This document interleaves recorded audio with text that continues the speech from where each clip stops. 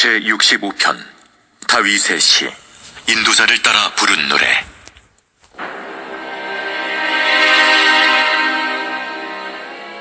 하나님이여, 찬송이 시온에서 주를 기다려오며 사람이 서원을 주께 희양하리이다. 기도를 들으시는 주여, 모든 육체가 주께 나오리이다. 죄악이 나를 이겼사오니 우리의 허물을 주께서 사하시리이다.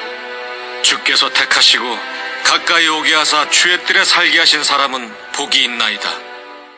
오늘 말씀을 묵상하면서 6절과 7절에 주는 주의 힘으로 산을 세우시며 권능으로 띠를 띠시며 바다의 설렘과 물결의 흔들림과 만민의 소요까지 진정하시나이다.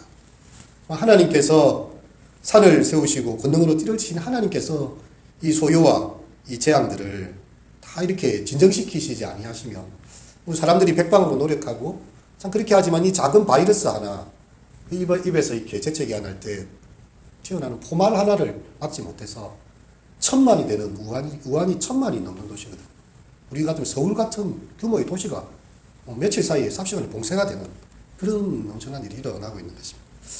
그래서 정말 하나님의 일하심과 그분의 권능이 정말 주의 백성들 통해서 일어나기를 우리가 참 기도해야 할 것입니다. 이 시에서는요, 전체적으로 보면 알맞은 시절을 따라 내리는 단비에 만물이 크게 기뻐하는 그런 모습을 보여주고 있습니다. 10절의 말씀에 보면 주께서 밭고랑에 물을 넉넉히 대사 그 일항을 평평하게 하시며 또 단비로 부드럽게 하시고 그 싹에 복을 주시나이다. 이 알맞은 때에 하나님께서 이 자연 만물을 주관하고 계신 것이죠. 적합한 때에 하늘에서 비를 내려서 그 밭 일항이 풍성하게 이렇게 물이 흘러가는, 그리고 싹이 틔워지는 그런 모습이 보여집니다. 시인에게 하나님의 은혜는요, 이 때를 따라 내리는 이 비와 같은 것입니다. 유목민이든 농사를 짓는 사람이든 비는 누구에게나 소중한 것입니다. 동시에 사람의 힘으로 어떻게 할 수가 없어요. 비가 와야 되는데 한다고 해서 비가 내리는 것도 아니고, 비가 더 이상 오지 말았으면 좋겠는데 그렇다고 비가 내리지 않는 것도 아닙니다. 오롯이 하늘에 의지해야 하는 그것입니다. 또한 때를 따라 비와 이슬을 허락하시는, 우로를 허락하시는 하나님의 은총만큼 그렇게 생생하게 느껴질 수 있는 것이 또 있겠는가. 오늘의 말씀은 우리에게 그것을 보여주고 있습니다. 이 시 65편은요, 청음과 감사 두 가지로 이렇게 되어져 있습니다. 시인은 특별히 하나님께서 전에 유다 백성들에게 내려주셨던 그 자비로우신 은혜가 계속해서 내려지기를 기도하고 있지요. 이 시에서는 하나님의 선하심에 관한 두 가지 특정한 예가 아주 뚜렷하게 표현되어져 있는데요. 그것은 그들의 땅에까지 뻗어주신 하나님의 강력한 보호입니다.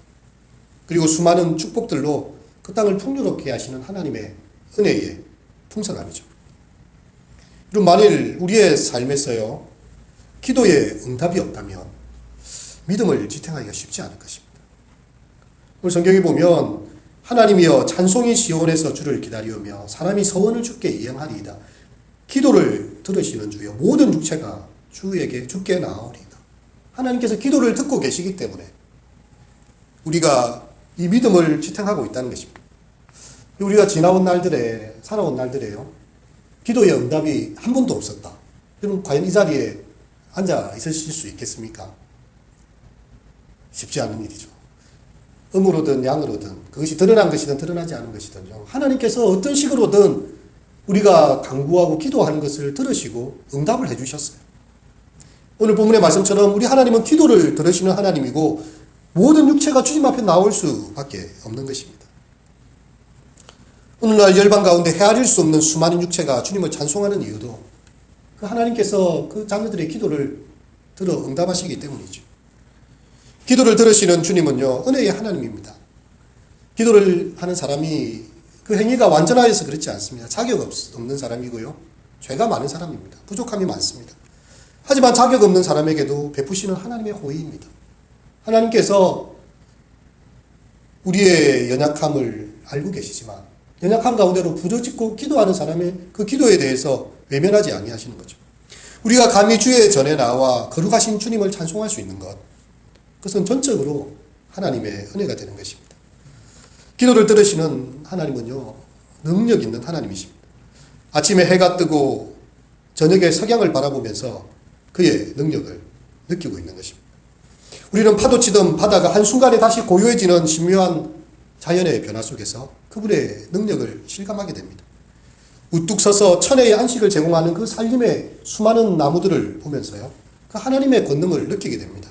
무엇보다도 이 연약한 우리가 하나님 앞에 기도하는 순간, 그 기도가 응답되는 순간, 그는 전능하신 주님을 고백하게 되는 것이죠. 제 방에 이렇게 프리드리히의 수도사라는 그림 하나를 이렇게 그려놓고 제가 이렇게 보고 있는데요. 어느 날 이렇게 서점을 갔다가 이 그림이 걸려 있는 것을 봤는데 이 그림에 마음이 탁 꽂혔었어요. 왜냐하면 이 그림에는요, 이 땅의 끝에 가 있는 그 광야의 끝에 이렇게 땅의 지평선이 나와 있고 그 위로 이제 아주 시꺼먼 바다의 물들이 보이는 수평선이 또 쫙 보이고 있습니다. 그리고 하늘로부터 이렇게 빛이 있고 하늘, 이렇게 땅 끝과 바다의 수평선과 하늘이 딱 맞물리고 있는데 그 가운데 수도사 한 사람이 하늘을 향해서 기도하는, 아주 작게 그렸어요. 정말로 그림에 보면 한 1%도 차지하지 않을 것 같은 그런 작은 모습으로 수도사가 그려져 있습니다. 근데 이 수도사 때문에 이 작품의 이름은요, 수도사입니다. 수도사. 프리드리히라는 사람이 그린 수도사라는 제목이에요.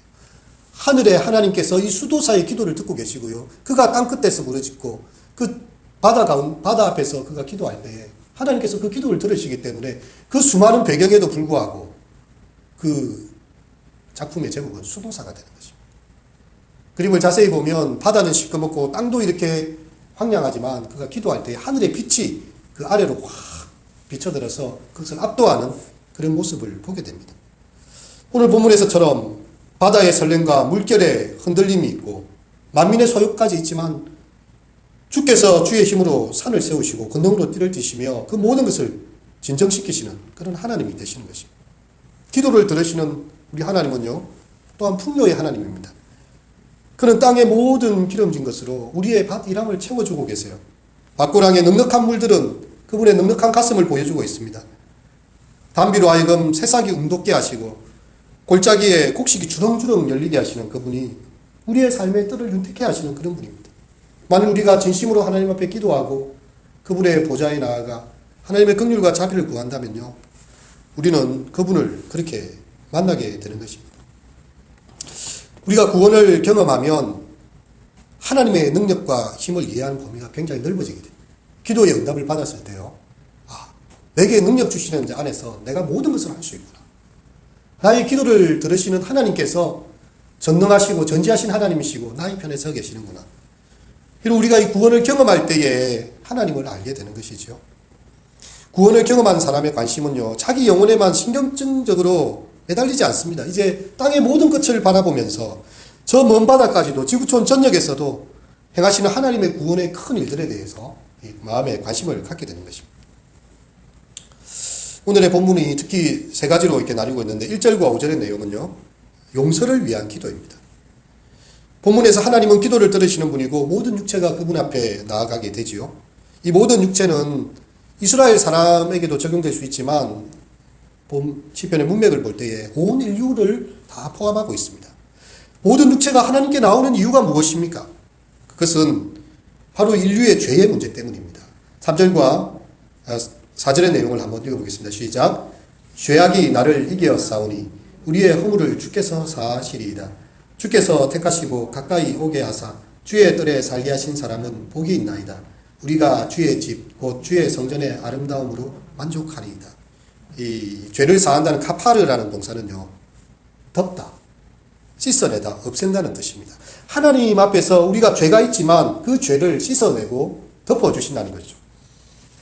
하나님께서 우리의 죄를 그렇게 멸하시기를 원하십니다. 레위기에 보면 이 여러 가지 전염병이나 여러 병들에 대해서 이렇게 제사장들이 의사처럼 그것을 진단하고 처방하고 이렇게 하는 장면들이 나오는데, 그 민족이 처한 그 큰 죄가 있을 때, 또한 대속죄일이 되거나 이렇게 하면요, 그 민족의 모든 죄를 한 양에게 이렇게 안수합니다. 아사셀 양이라고 이렇게 불리우는데요. 이 아사셀 양은 이 제사장의 대제사장의 기도를 받으면서 그 민족이 처한 모든 죄와 허물을 그냥 죄가 없는 이 아사셀 양에게로 다 전가를 시키는 의식을 행합니다. 그리고 광야로 들어가요. 광야 어디에선가 이렇게 헤매이다가 죽임을 당하게 되는데, 이 아사셀 양은 바로 이 모든 죄를 짊어지고 가는 그런 희생양의 그 개념을 보여주고 있습니다.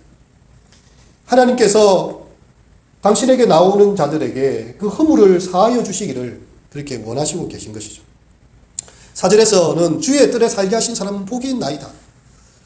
하나님의 전에 가까이 나오는 사람, 하나님의 성전의 뜰에 거하는 자가 얼마나 복된 자인가, 얼마나 그는 부러움을 받는 자인가, 그는 많은 보상을 받는 자인가를 보여주고 있는 것이죠. 우리가 이 자리에 나와서 예배하고 주의 이름의 전에서 기도할 수 있다는 거야. 정말 이것은 천사도 허무할 만한 그런 귀한 일입니다. 권력자라고 자기가 예배할 수 있겠습니까? 돈이 많은 사람이라고 하나님께 예배할 수 있을까요?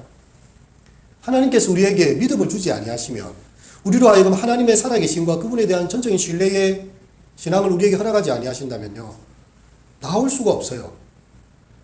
하나님께서 우리에게 긍휼과 은혜를 베푸신 것입니다. 여호와의 전에 나와 있다는 것 자체, 여호와의 성전에 뜰에 살게 하신 사람은 복이 있나이다. 우리가 주의 집, 곧 주의 성전의 아름다움으로 만족하리이다. 예배하는 우리 성도님들에게 주님의 그런 은총이 있음을 믿습니다. 그리고 6절에서 9절의 내용을 보면 이제 음유하신 일들도 만사를 바르게 하시는 그 하나님께 기도를 드리고 있는 것이죠. 음유하신 일은 하나님께서 그 원수들에게 행하신 공포와 위협을 보여주고 있습니다. 신실한 자에게는 존경과 두려움을 불러일으키는 것이죠. 하나님께서는 당신의 백성들을 위해서 음유하신 일들을 행하십니다. 이 여호와의 구원의 사역은 땅끝과 여러 먼 바다의 해안에 거하는 모든 자들이 하나님께 찬송을 드리고 그분을 신뢰하게 하는 그런 것이 된다고 이야기를 하고 있습니다. 그리고 6절과 7절에서는 하나님께서 전쟁을 치를 준비가 된 전사처럼 능력으로 허리띠를 두르시고요, 산들을 좌정시키시고 바다의 광포와 사람들의 혼란을 잠잠케 하시는 것, 우리가 믿는 하나님이 그런 전능하신 하나님이심을 보여주고 있습니다. 10절에서 14절의 내용은 그 1년의 모든 상 가운데 풍요를 구하는, 비를 구하는 그런 기도를 드리고 있죠. 하나님의 선물로 한 해를 마무리하면서 11절에 보니까 주의 은택으로 한 해를 관을 씌우시며 주의 길에는 기름 방울이 떨어지니이다. 이 한 해의 끝에서 이 가을의 추수가 되어질 그때예요. 하나님의 그 구원의 자취들을 그런 따라가고 있습니다. 하나님께서 비를 내리게 하는 폭풍 구름을 타신 것처럼 하나님의 수레바퀴 자국이 뚜렷하게 남아있는 것이죠. 12절과 13절을 한번 읽어볼까요? 들의 초장에도 떨어지니 작은 산들이 기쁨으로 띠를 띄었나이다. 초장은 양떼로 옷 입었고 골짜기는 곡식으로 덮였으며 그들이 다 즐거이 외치고 또 노래하나이다. 이 굉장히 시적인 표현이 그렇게 그려져 있습니다. 목초지가 양떼로 옷을 입었다는 말이죠. 얼마나 그 보기에 좋습니까? 골짜기가 곡식으로 옷을 두르고 있습니다. 옛날에 어른들이 하시는 말이 그 고랑에 물이 가득 차 있는 거 하고 자식 입에 이렇게 음식이 들어가는 거 보면 마음이 그렇게 좋다, 이런 말씀을 하시는데요. 목초지가 양대로 가득 차 있고 골짜기가 곡식으로 옷을 두른 듯이 하나님께서 당신의 백성들을 이렇게 풍요롭게 하시기를 그렇게 기도하고 있는 것입니다. 온 땅이 기뻐하고 노래하고 있습니다. 이전에 죽었던 언덕과 골짜기가 생명으로 솟아나는 것처럼 슬픔이 기쁨으로 바뀌는 그런 장면들이 이렇게 나오고 있는 것이죠. 그래서 그들이 다 즐거이 외치고 또 노래하리이다. 이것이 하나님의 백성들이 노래하게 될 그런 메시지가 되는 것입니다. 찰스 스펄전 목사님은 그런 이야기를 했어요. 옛날에 왕들이 영토를 순시할 때 그들은 자신들이 체류하는 곳마다 기근을 일으켰다. 막사에 우글거리는 탐욕스러운 신하들은 메뚜기 떼처럼 그 지역에 필요한 것들을 다 먹어치우고 송충이와 쇠기벌레처럼 탐욕스럽게 굶주린 자들이었다. 왕과 그 신하들이 지나면 그 지역의 특산물들과 모든 좋은 것들을 다 조공으로 받아서 그 지역이 피폐하게 되었다는 말입니다. 하지만 그러한 왕들과 달리 오늘 시편 65편에 우리의 왕이신 하나님은요, 그분이 가는 곳마다 윤택함과 기름짐과 풍성한 것으로 채우시는 그런 하나님이시라. 우리 하나님께서 우리에게 그런 것들을 주시기를 원합니다. 우리에게 선물로 비를 내리시고요, 그 속에서 기쁨을 얻게 하십니다. 특별히 팔레스타인과 같은 건조한 지역에서는요, 비가 내릴 때에 풀과 꽃과 곡식이 놀라운 성장을 이렇게 이루게 됩니다. 비가 생사의 기로를 의미하는 그 농경사회에서는요, 비가 내리는 것이야말로 기쁨과 경이로움이 되는 것이죠. 하나님께서 땅을 돌보사 물을 대어 심히 윤택하게 하시고 하나님의 강에 물이 가득하게 하시고 이같이 땅을 예비하신 후에 그들에게 곡식을 주신다. 우리가 믿는 하나님, 우리의 인생의 피폐함과 연약함 속에 하나님께 기도할 때에 하나님께서 모든 소란스러움을 진정시키시고 우리의 그 땅을 풍요롭게 하시는 귀한 은혜로 축복하시기를 우리 함께 기도하도록 하겠습니다.